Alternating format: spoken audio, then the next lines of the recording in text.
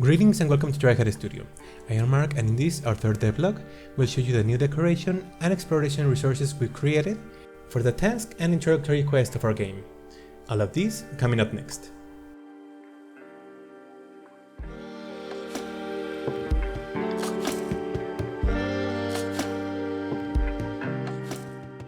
With exploration and the gradual unfolding of our story being one of the main motivations and rewards for our player, we want to make sure that we have the means and tools to be able to structure and present our vision as best as possible. It is also in part the reason of what we take on the task of creating our own models. As exciting as it may seem, you can be sure that modeling dozens and dozens of similar rocks does not cause me great enthusiasm.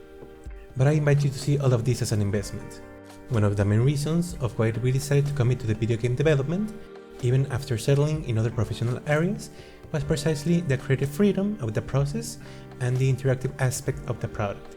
It's almost as going to a concert where you get invited to get on the stage and sing with the band, or to a museum where you could take your brushes and paint on the exhibited works. I don't think that is a medium that offers this freedom in a better way. Well, at least not without ending up in prison. This way, and with iteration of this and our following games, we make sure to refine the process necessary to present our proposals. In short, to be able to create any world we can imagine. By the way, you can check out the resources we have available in the Unity store at the link in the description of the video.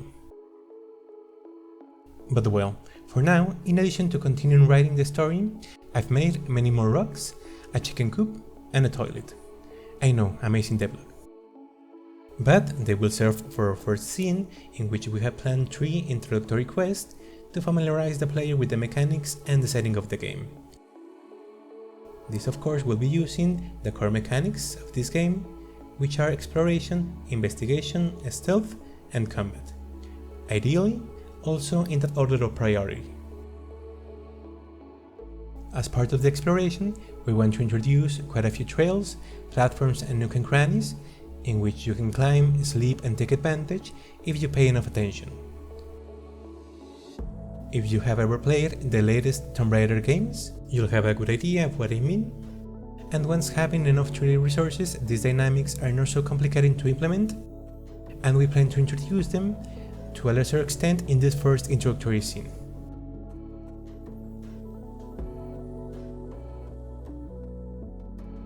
The investigation goes hand in hand with all of this, finding all the clues hidden along the way, but it also goes hand in hand with the social interactions. That's why it was so important for us to have a fairly robust dialogue system integrated with the quest system.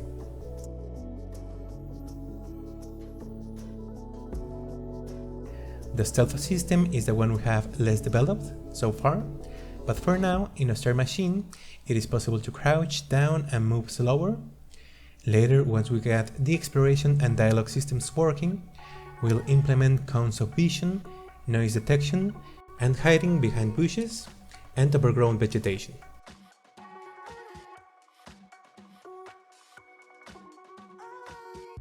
And finally, the combat system that, at least in this game, with being a peasant girl, would surely not be the most recommended approach, but we still need to refine it once the rest of the systems work correctly.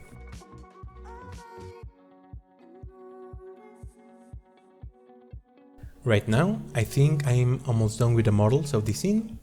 I hope to finish most of them this next week, to start working on the character controls once again, starting with the climbing.